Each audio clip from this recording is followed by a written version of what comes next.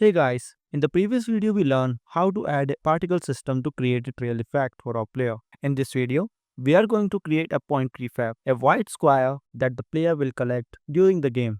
Every time the player picks one, the score will increase. So, let's get started. First, in the hierarchy right click and create an empty game object. Reset its transform and rename it to point. Now, add a sprite rendered component and assign a tiny white square here.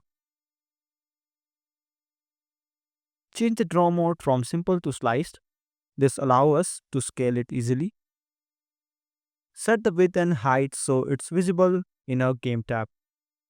Our player size is zero point 0.4, so let's make this point 0.25 by 0.25. Don't forget to set ordinary layer to 1 so it stays on top of the background. Also, add a box collider 2D and enable this trigger option. We will use it for collision detection. Now, select the point object.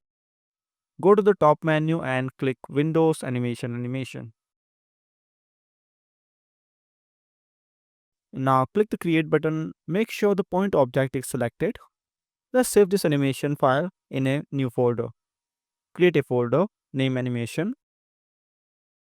and save the file as start point.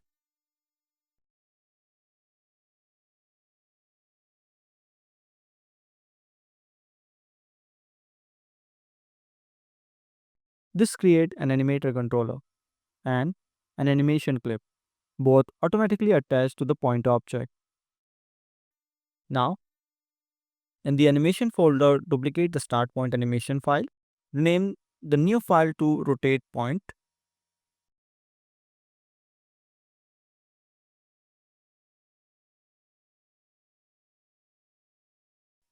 Then open the animator window from Windows, Animation Animator. Inside here, you will see the start point state. Now drag the rotate point animation file into this animator window to add it. We will play the start point animation first, then transition into rotate point.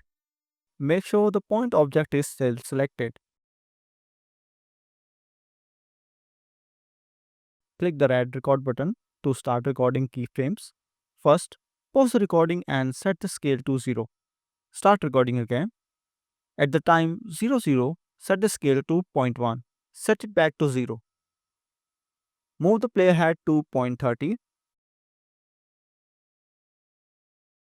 and set scale to 1. Stop recording and preview the animation. It gives a nice pop-in effect.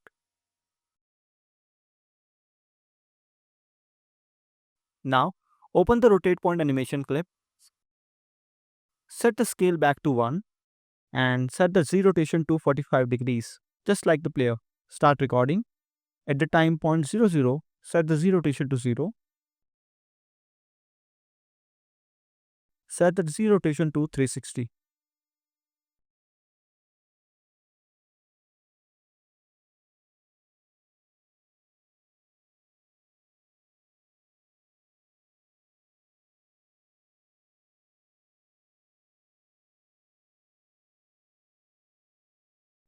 Select both keyframes, right click, and set the tangent to linear.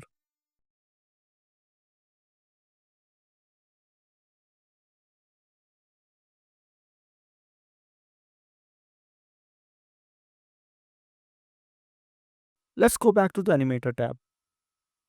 We want to play the start point animation first, then switch to rotate point. So right click on start point, make transition, click on rotate point. Now select the transition and set exit time to 0 so it switch instantly after the first animation finish.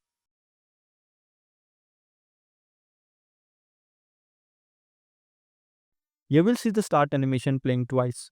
We don't need that. So select the start point animation clip, uncheck this loop time. Now hit play again. Now this looks much better. If the start animation is too fast, open the start point animation, move the keyframes further apart or slow it down.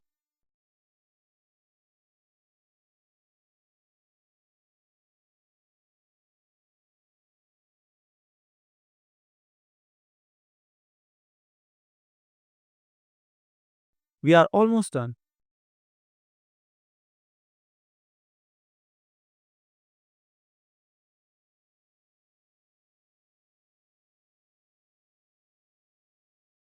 Create a new folder called Sprite. Move your tiny square sprite inside this folder. Create another folder called prefabs.